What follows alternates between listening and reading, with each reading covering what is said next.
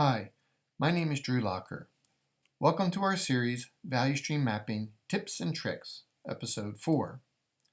In the third episode, we began a discussion on future state mapping. In that episode, we noted that the biggest gap in the practice of the value stream mapping methodology is in the development of the future state. We reviewed two sets of future state questions that embody the key concepts of lean, choosing one set to guide our discussion in the subsequent episodes. In Episode 3, we had an in-depth look at the first question, what does the customer really need? In this episode, we will discuss the next two questions. Which steps create value and which are waste?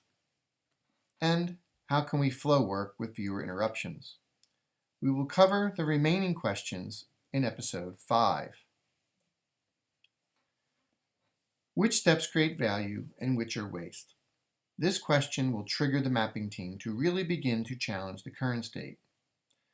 The sub-questions on this slide can be used for this purpose.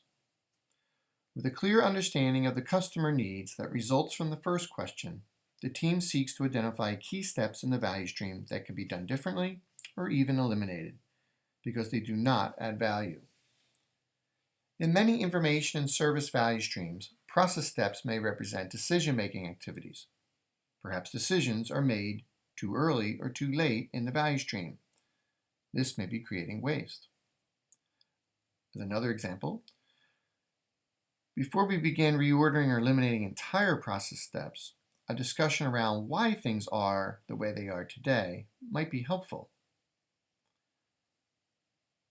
Often, there are underlying reasons for the current steps and their sequence.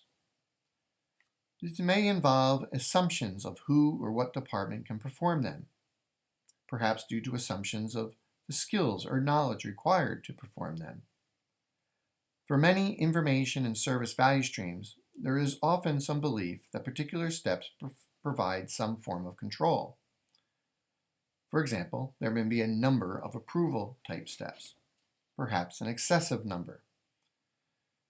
These are just several examples of assumptions upon which the current state may be structured, assumptions that should be challenged. Now, we must be very careful how we apply this question. We do not want to focus on every waste that exists in the current state. This may sound anti-lean, but the fact of the matter is we need to focus on the key wastes that are impeding the organization's ability to meet the defined objectives for the value stream mapping redesign. Therefore, it is important to periodically review the objectives to keep the team focused. This is a key tip. A lack of focus can lead to a war on waste, rather than a thoughtful redesign of the value stream. As we mentioned in earlier episodes, it is not about working on everything that can be improved, but what needs to be addressed. Quality before quantity, as the saying goes. Given the objectives of the exercise, the focus can be different. Perhaps the objective is to reduce lead time. Then the team should review the lead times recorded in the data boxes, accompanying the various process boxes on the current state map, and focus on those that have the longest lead times. Focusing on those steps with the lowest quality performance might also be desired. I have described poor information quality as the mother of all waste in office and service value streams, much like how overproduction is in material value streams. Again, common sense should tell you to focus on those process steps that have the biggest quality issues, leaving others unaddressed, at least in the first future state. Focusing on process times to streamline every step of the value stream may seem like the lean thing to do. However, it may not be practical.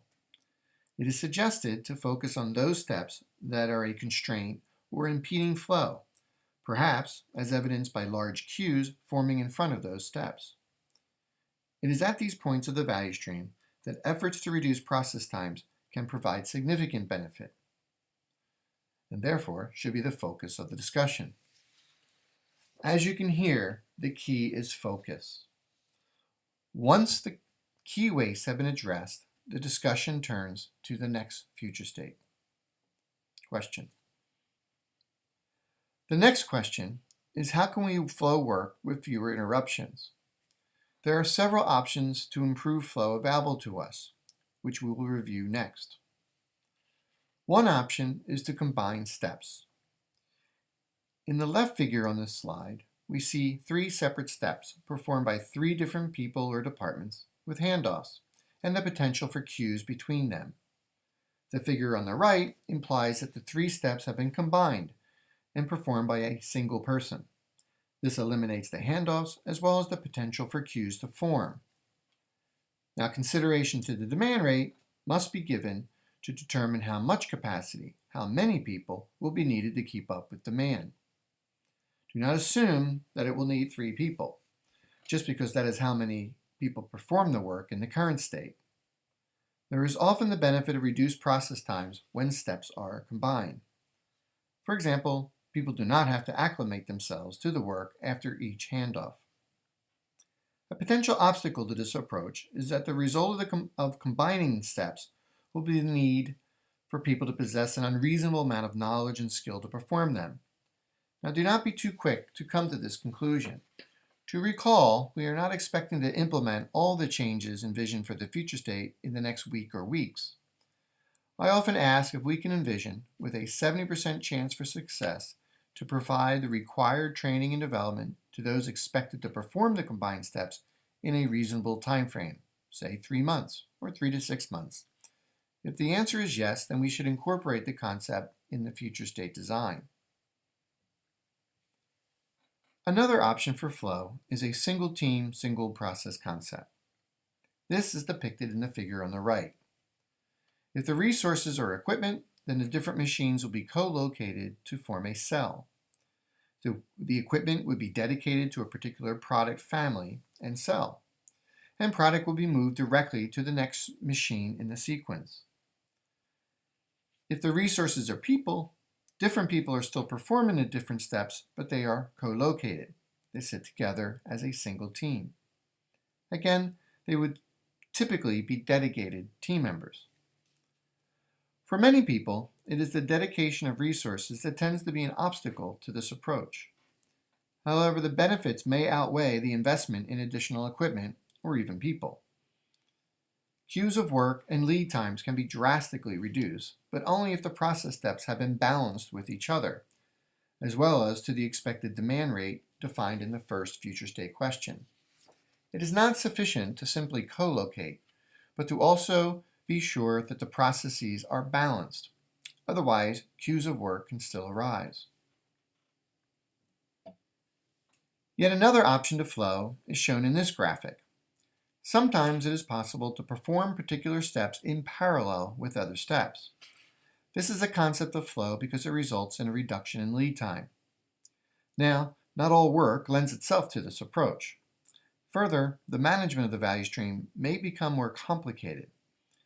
We will discuss the management of the value stream in a later future state question and the next episode in the series. Of course, it may be possible to apply a combination of these approaches to flow. As we mentioned, the dedication of resources may be an obstacle to the application of flow concepts. In other words, some resources are shared or are making a variety of products and must remain as such. Then the discussion moves to how frequently can batches of product be produced. This will depend on changeover or setup time on equipment.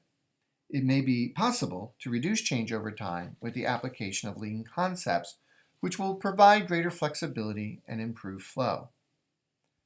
There are similar obstacles in an office and service environment where multitasking will still need to be performed. Obviously, work will continue to queue up and not flow if a person is busy working on something else. Some amount of batch processing will remain. The key is to determine how flexible we need to be in order to meet the lead time or service level objective identified back in question number 1. Then identify ideas for improvement to provide the necessary flexibility. An important tip we want to share is to begin discussion of these first 3 future state questions while marking up the current state. Consider using a different color marker so people are clear on what is being proposed versus what is happening in the current state. We find this approach to be more effective than immediately going to a blank sheet and trying to design the future state. Experience has shown that it is after a thorough discussion of the third future state question, the flow question, that the team is now ready to map out the future state. They will have eliminated key steps that can and should be eliminated. They will have some ideas on how to better flow the work. Now is the time to begin showing visually what exactly the team is envisioning and proposing. On a fresh board or paper, new process boxes will be laid out in a desired sequence. Use the current state map as a reference to see that no important steps have been overlooked. However, do not simply copy over the process boxes from the current state map. You may end up with a future state that looks a lot like the current state. Also, don't worry about counting process boxes. The future state map should be a clear depiction of what is being proposed, so that it can be shared with others in the organization. The team should use whatever graphics necessary to convey this vision. We have seen teams get hung up counting boxes and be reluctant to add important detail to the future state for fear that it will be perceived as less efficient than the current state. The number of boxes is not always an indication of efficiency. Getting everyone with a common and clear understanding of what is being proposed is critical. This first attempt by the team to draw the future state is the first step to developing the necessary clarity. Additional clarity will come later in the process. I refer to this phenomenon as layers of clarity. The team will build more and more clarity as the future state map and the implementation plan are developed. That brings episode 4 to a close. To summarize the key points covered, first, focus on the key wastes that are impeding the value stream's ability to meet the defined goals. Do not try to focus on all the waste. This is really just a practical common sense tip. However, one that is often overlooked by many organizations. Organizations have limited time and resources to put towards the implementation of the future state, so focus on what is really important. Next, the response to the flow question should significantly challenge who, when, and how work is performed and will flow in the future state. It is during this question that ideas for significant lead time reduction are identified, assuming this is a goal for the future state, as it often is. Last, always begin by marking up the current state map. It is very daunting for groups to go directly to a blank piece of paper and immediately begin mapping out the future state. Start with the future state questions, mark up the current state. It should already have been documented elsewhere, and get the discussion and ideas flowing. Then have the team sketch out the future state map to depict what they are envisioning. This usually occurs after discussion of the flow question. And be sure to create a future state map. As we mentioned in the first episode, too often we have seen that no future state map was created, or the future state map that was created was not properly done. The result is the current state remains relatively unchanged. The flow of work doesn't change in any significant way. Don't just talk about the changes. Make sure that they can actually be achieved. By focusing on the critical few changes, your likelihood for success increases dramatically.